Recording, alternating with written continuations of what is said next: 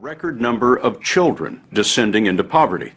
The government considers a family of four to be impoverished if they take in less than $22,000 a year.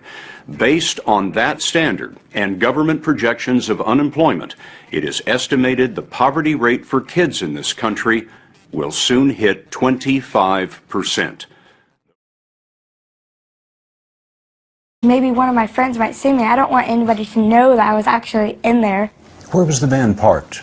It was at a Walmart. We would actually go in Walmart and clean ourselves up before we go to school. Yeah, in the bathroom. Save some money. How would you do that? I would like wash my face and like take a tissue, wash my arms and stuff. We'll bring the toothpaste and the toothbrush and the brushes, like, so we'll go brush our hair in the mirror and like people would see us. Yeah. It would be kind of weird, but we went through it. Tell me about the motel that you're living in now. Well, it's a lot better than the van. Yeah, it's really small though. 2 rooms for the 5 of them. Their possessions, family photos, you name it, went into storage, and they lost it all, seized and sold when they couldn't pay that bill. Most of my stuff was in there, my scooter, my game system, all my games, my clothes. So I lost most of my stuff, so. I had so many of my toys and things, my Barbie dolls, clothes, and it was just all gone. In Seminole County schools, 1,000 students have recently lost their homes. How many of you in the last few weeks have gone to bed hungry? Who can tell me what it's like to feel hungry? It's like hard, you can't sleep, you just like wait, you just go to sleep for like 5 minutes and you wake up again and your like stomach hurts and you're thinking, I can't sleep, I'm gonna try and sleep, I'm gonna try and sleep, but you can't because like your stomach's hurting and it's because it doesn't have any food in it. And it's like a black hole, and sometimes when I don't eat, my stomach, you can hear like it's like growling, you can hear it. Usually we eat macaroni or we drink water or tea. My mom will sometimes like make food and then she won't have enough, so at night we'll just eat cereal or something. Other times my parents will fight about money because they don't have enough money to pay the food. We have to sometimes take food from a church. It's hard because my grandmother's also out of work and we usually get some food from her. It's kind of embarrassing because the next day you go to school asking kids if they want this or if they want that. If they have cereal and they haven't opened it yet, you go ask them if they want their cereal. We found a lot of families are making a choice between food and electricity. How many of you have had the lights turned off at your house? How do you study when you don't have the lights on at home? We have emergency flashlights and I usually have to use them. I'll just light candles and sit around in a circle of candles. Candles? Yes, ma'am? I use candles because my mommy brings some. I'll go out to the car and turn on the overhead and read out there and study.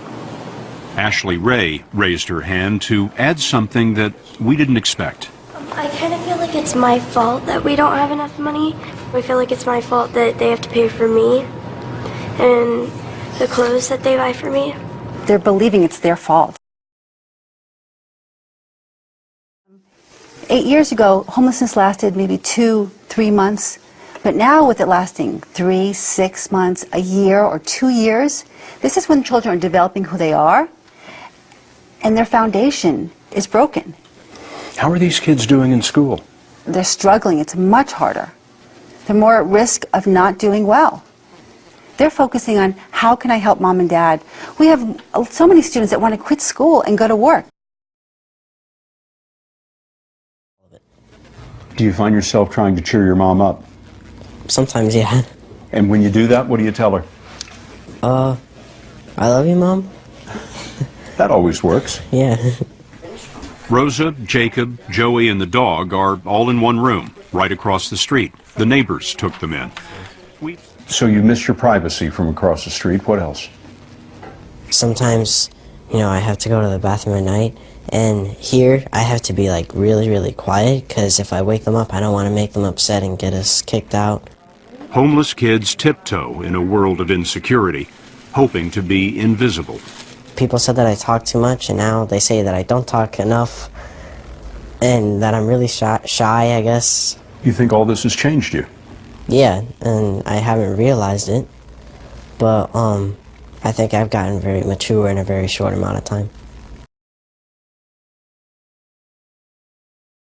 As it was, I sat down with a magic marker, and I've seen these people on the road with these signs before. I didn't think that it was going to have to like come down to that. Like, he was actually going to go and take the sign and show it to people, and I don't want people to know like that he's my dad. Like, I don't want to be embarrassed by people. You must have thought that you would never be that guy, the guy with the sign. Never in a million years did I think that that would be me. And I told my wife, this is America, and America that's full of wonderful people, and I'm going to go out and see what I can do and see if there's someone out there that can help us. He showed us the sign that eventually caught the eye of a woman who stopped to say she might have a job for him. And sure enough, that phone rang about a week later. She said, David, I'd like to tell you you're golden, and we have a job for you, and you can start Friday. Things get better again. We know that there's still people struggling, so we'll be able to help out a lot more, and we'll understand what they're going through. This opened your eyes to an America that you didn't know existed? Mm-hmm. I can't believe it. This generation is being shaped by homelessness and hunger, but also by memories of neighbors who open their homes and of families that refuse to be broken.